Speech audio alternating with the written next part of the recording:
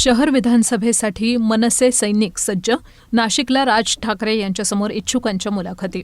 काकडे, डफळ, दिघे इच्छुक, वर्मा यांचा पाठिंबा.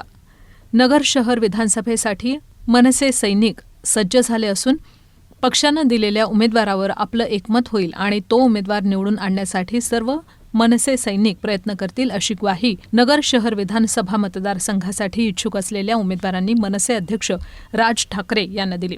नाशिक इथं उत्तर विभागातील विधानसभा मतदारसंघातील इच्छुक उमेदवारांच्या मुलाखती पार पडल्या. त्यावेळी मनसे सैनिक मोठ्या प्रमाणावर या ठिकाणी गेले होते. मनसेचे जिल्हाध्यक्ष सचिन डफळ यांच्या नेतृत्वाखाली नगर जिल्ह्यातील 12च्या 12 विधानसभा मतदारसंघातील इच्छुकांनी त्या ठिकाणी मुलाखती दिल्या. सर्वच मतदारसंघात इच्छुक उमेदवारांची संख्या मोठी होती. नगर शहरात सुमित वर्मा यांनी मनसे युवा सेना पक्षानं दिलेल्या उमेदवाराच्या पाठीशी खंबीरपणे उभी असेल असं आश्वासन दिलं. तर इच्छुकांच्या यादीमध्ये इंजिनियर विनोद काकडे, सचिन डफळ आणि ॲडव्होकेट अनिता दिघे यांची नावं होती.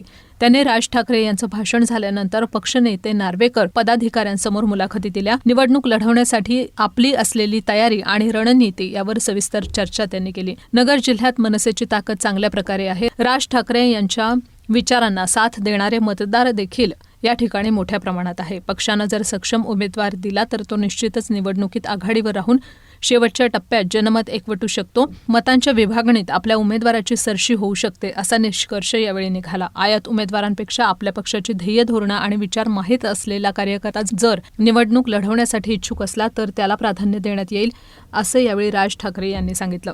विधानसभा निवडणुकीसाठी कामाला लागा, तयारी सुरू करा. उमेदवार कोणताही असो तो निवडून आणणं ही आपल्या प्रत्येकाची जबाबदारी आहे. नगर जिल्ह्यात 2 सभा राज ठाकरे यांच्या होणार आहेत. दुसऱ्या सभेची जागा निश्चित करून उत्तरेत ती दिली जाईल असं नियोजन यावेळी ठरलं. नगर शहरात इंजिनियर विनोद काकडे यांच्या नावाला सर्वांचाच पाठिंबा असून पक्षानं जर संधी दिली तर सचिन डफळ यांनी देखील निवडणूक लढवण्याची तयारी असल्याचं सांगितलं. मनसे नगर शहरात लवकरच रॅपिड ॲक्शन प्लॅन तयार करून मतदारांच्या व्यक्तिगत भेटीगाठी यावर भर देऊन प्रचार जोरात सुरू करणार असल्याचं यावेळी पदाधिकाऱ्यांनी सांगितलं.